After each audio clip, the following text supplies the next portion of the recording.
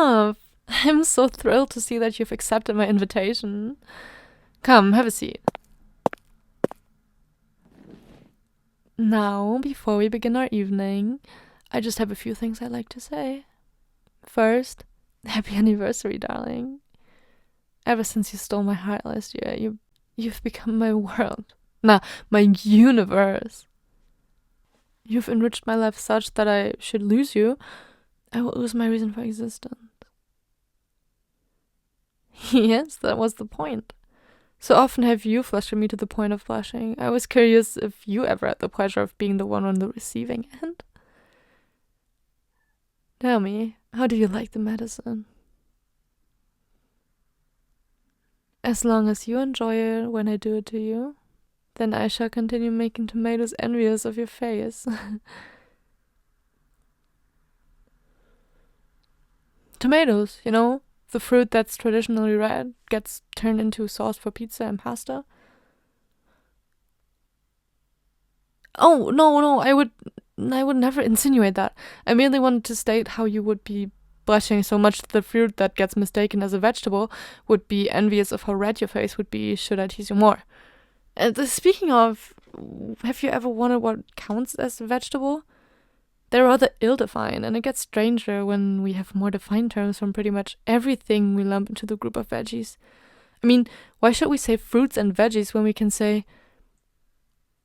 Oh, right. Why is that I have brought you here? The answer is simple. It lies within the way we first met. For you see, darling, I propose that we play a little game. A battle of wits, as it were.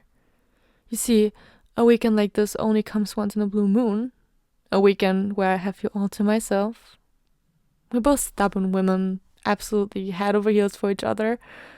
And you only deserve the best, so why spend hours debating on how we start our evening when we can simply remove the competition? Cara mia, no. I do not seek to end our relationship. You are my world. I would move heaven and earth for you. Ask and you shall receive. I would only kill if you ask me to. I do not wish to kill you, nor do I wish to frighten you. I would never do that, unless it's your wish. Right, the battle of wits. If you recall, we first met at Parker's for game night. You were so radiant, the stars of the night sky were envious of the way your eyes were shining that night. And then you beat me at tic-tac-toe. I was so furious.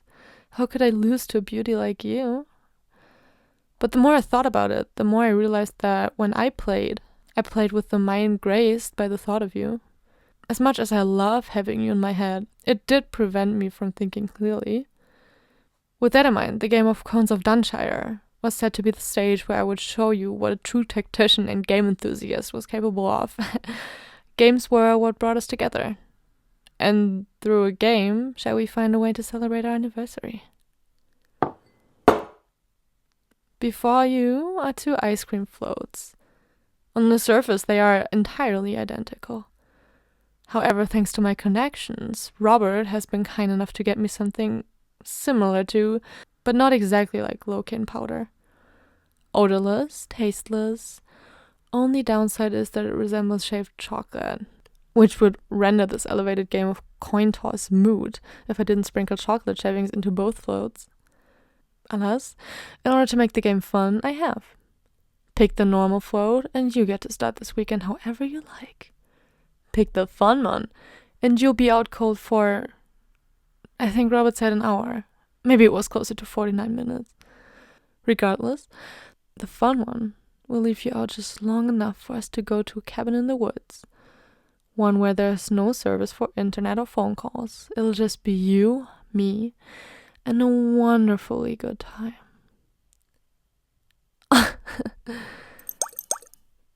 Oh, don't you worry, my love. I may try to rig the game in my favor, but alas, I am only human. I have yet to build an immunity to the lovely potions in my arsenal. Plus, it's a bit more fun to know that I can still lose, even with my advantages. Now, let's begin our...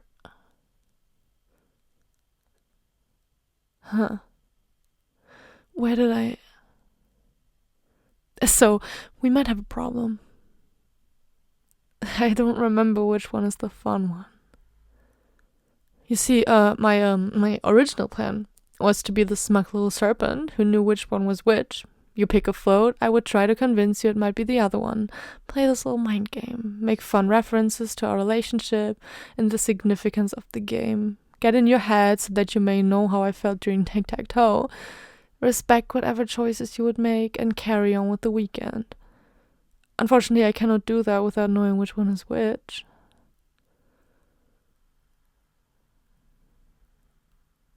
Well, I wanted to do something nice for you.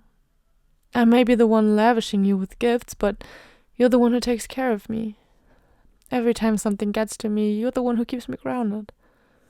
All I can do is get you something corporeal that barely expresses how I feel. I don't even know if they mean anything to you. I mean it when I said that you're my world. You make my life as much brighter. This game was the best I could come up with, and I can't even play it right. Are you sure that I'm good enough? Well, no matter how this game goes, if I have to lose to anyone, I'm glad that it gets to be you. Cheers.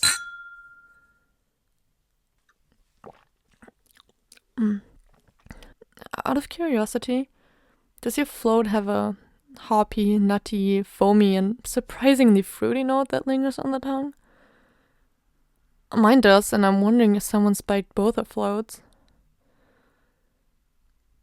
You did?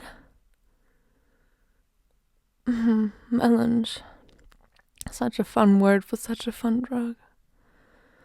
Thank you for everything.